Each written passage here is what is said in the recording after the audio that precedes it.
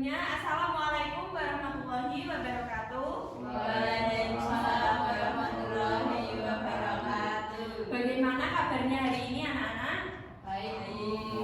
Baik. Sebelum kita memulai pembelajaran pada pagi hari ini, alangkah baiknya kita berdoa terlebih dahulu. Untuk ketua kelas bisa memimpin berdoa. Hikmat yuk, siap gerak, doa mulai. Selesai. Baik, untuk yang tidak hadir pada pagi hari ini, siapa? Nihil.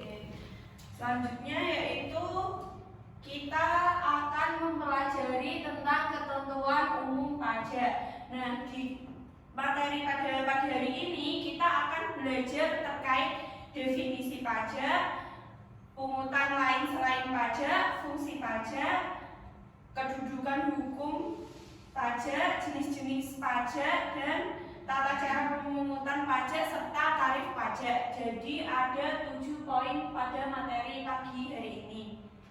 Next. Sebelumnya anak-anak udah ada yang mengetahui belum tentang pengertian pajak? Belum. Baik, kita langsung saja ya ke materi. Yang pertama yaitu pengertian pajak. Jadi, pajak adalah iuran rakyat kepada kas negara berdasarkan undang-undang yang dapat dipaksakan dengan tidak mendapat jasa timbal balik, kontraprestasi yang langsung dapat ditujukan dan yang digunakan untuk membayar pengeluaran umum.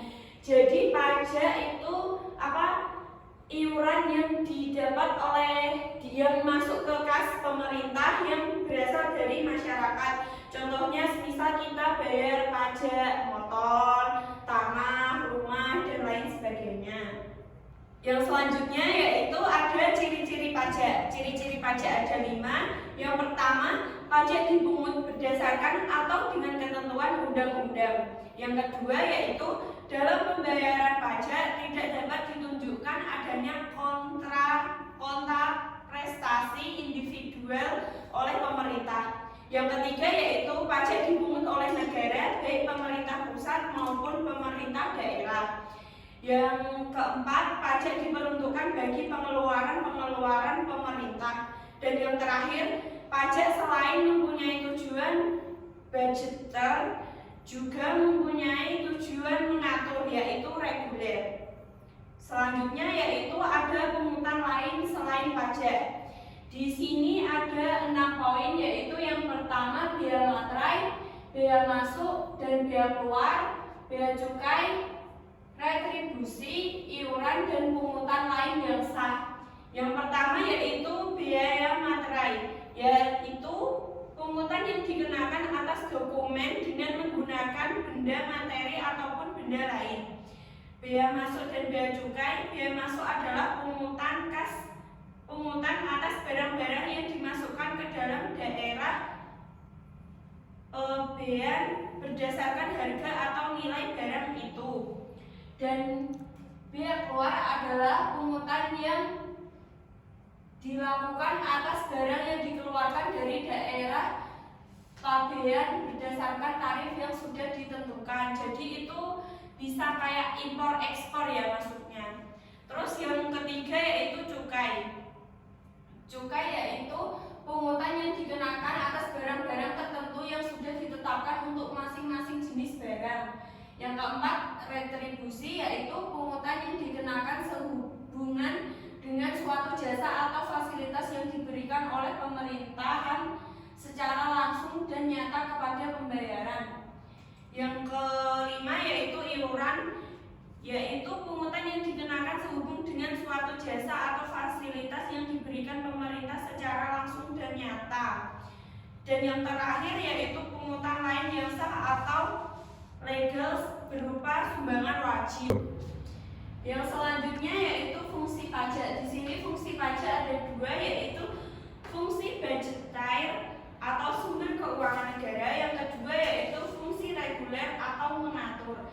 Jadi untuk yang pertama yaitu pajak mempunyai fungsi budgeter, artinya pajak merupakan salah satu sumber penerimaan pemerintah untuk membiayai pengeluaran baik rutin maupun pembangunan pendapatan dari pajak di kas negara itu digunakan untuk pembangunan infrastruktur yang ada di negara kita. Yang kedua yaitu fungsi reguler atau mengatur. Pajak mempunyai fungsi mengatur, artinya pajak sebagai alat untuk mengatur atau melaksanakan kebijakan pemerintah dalam bidang sosial dan ekonomi serta mencapai tujuan-tujuan tertentu di luar bidang keuangan. Nah, ini ada beberapa contoh pajak sebagai fungsi pengatur. Yang pertama yaitu pajak yang tinggi dikarenakan atas barang-barang mewah seperti mobil-mobil mewah, terus rumah seperti itu. Terus yang kedua yaitu tarif pajak progresif dikenakan atas penghasilan, dimasukkan agar pihak yang memperoleh penghasilan tinggi memberikan kontribusi. Semisal kayak penghasilan di kayak perusahaan-perusahaan itu kan dikenakan pajak. Nah, itu masuknya di tarif pajak progresif. Yang ketiga yaitu tarif pajak ekspor 0% dimaksudkan agar para pengusaha terdorong mengekspor hasil produksinya di pasar dunia. Jadi itu kayak kita buat ekspor. Jadi kita ngirim barang ke luar negeri. Nah, itu dikenakan tarif 0% agar biar gimana ya? Nanti di mancanegara juga tahu produk-produk yang ada di dalam negeri kita. Yang selanjutnya yaitu kedudukan hukum pajak. Nah, kedudukan hukum pajak ini ada 3, yaitu hukum pajak termasuk hukum publik. Yang kedua yaitu hukum pajak juga berkaitan dengan hukum perdata. Yang terakhir yaitu hukum pajak berkaitan dengan hukum pidana. Nah, ini dikemukakan oleh Santoso Broto-Diharjo. Untuk yang selanjutnya yaitu hukum pajak dibagi menjadi 2, yaitu yang pertama hukum material dan yang kedua hukum formil. Untuk pajak material merupakan norma-norma yang menjelaskan keadaan, perbuatan dan peristiwa hukum yang harus dikenakan oleh pajak. Dan yang hukum formil yaitu hukum pajak formil merupakan peraturan-peraturan yang mengenai berbagai cara untuk mewujudkan hukum material menjadi suatu kenyataan. Jadi untuk hukum material itu biasanya kayak ya itu buat pembayaran pajaknya. Nah, semisal dari yang ditagih pajak itu tidak membayar, jadi bisa langsung dikenakan di hukum formil. Yang selanjutnya yaitu ada jenis-jenis pajak, yaitu dibagi menjadi 3. Yang pertama menurut golongan, yang kedua menurut sifat, yang ketiga menurut lembaga pemungutan. Selanjutnya yaitu ada tata cara pemungutan pajak. Nah, yang pertama itu stelsel pajak. Pemungutan pajak dapat dilakukan dengan 3 stelsel, yaitu real, fiktif, dan campuran. Yang kedua yaitu ada asas pemungutan pajak. Terdapat 3 asas pemungutan pajak, yaitu asas domisili, asas sumber, dan kebangsaan. Dan yang terakhir sistem pemungutan pajak, official assessment system, self assessment system, dan withholding system. Dan yang terakhir yaitu tarif pajak. Ada yang tahu tentang tarif pajak? Tidak. Mungkin bisa dibacakan salah satu. Ya. Tarif pajak adalah dasar pengenaan pajak terhadap objek pajak yang menjadi tanggungannya. Tarif pajak biasanya berupa persentase. Dasar pengenaan pajak adalah nilai yang berupa uang yang dijadikan dasar untuk menghitung pajak yang terutang. Terima kasih untuk Mbak Aki yang sudah membacakan penjelasan dari tarif pajak.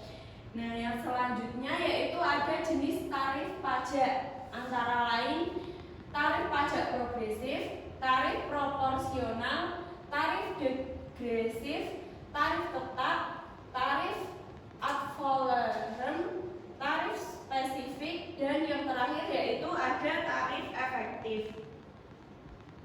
Nah, sekian pada materi hari ini. Selanjutnya Ibu akan membahas Jadi nanti ibu sudah menuliskan soalnya di sini, nanti anak-anak bisa mengerjakan langsung di sini dan salah satu mempresentasikannya. Terus, oke. Ini saya bagikan dulu untuk apa? Tugasnya, tugas kelompoknya. Nah, ibu beri waktu 20 menit cukup untuk mengerjakan. Nah, nanti salah satu maju untuk presentasi ya. Sudah selesai ya untuk waktunya berdiskusi. Selanjutnya salah satu dapat mempresentasikan hasil diskusinya. Saya Berdiri di tempat aja ya. perkenalkan, nama saya Niken. Saya akan membacakan tentang diskusi saya tentang kesimpulan pajak. Pajak bahwa merupakan salah satu sumber penerimaan negara terbesar yang diberikan dari kontribusi rakyat. Pajak harus bersifat adil dan merata, yaitu pajak yang dikenakan pada orang pribadi harus sebanding dengan kemampuan dalam pembayaran pajak. Pajak adalah iuran wajib rakyat kepada kas negara berdasarkan undang-undang yang langsung dapat ditujukan dan digunakan untuk membayar pengeluaran umum. Baik, boleh dulu. Terima kasih kepada Mbak Niken. Boleh dikasih tepuk tangan. Baik, untuk selanjutnya yaitu saya akan menyampaikan kesimpulan materi pada pagi hari ini. Cek kesimpulannya.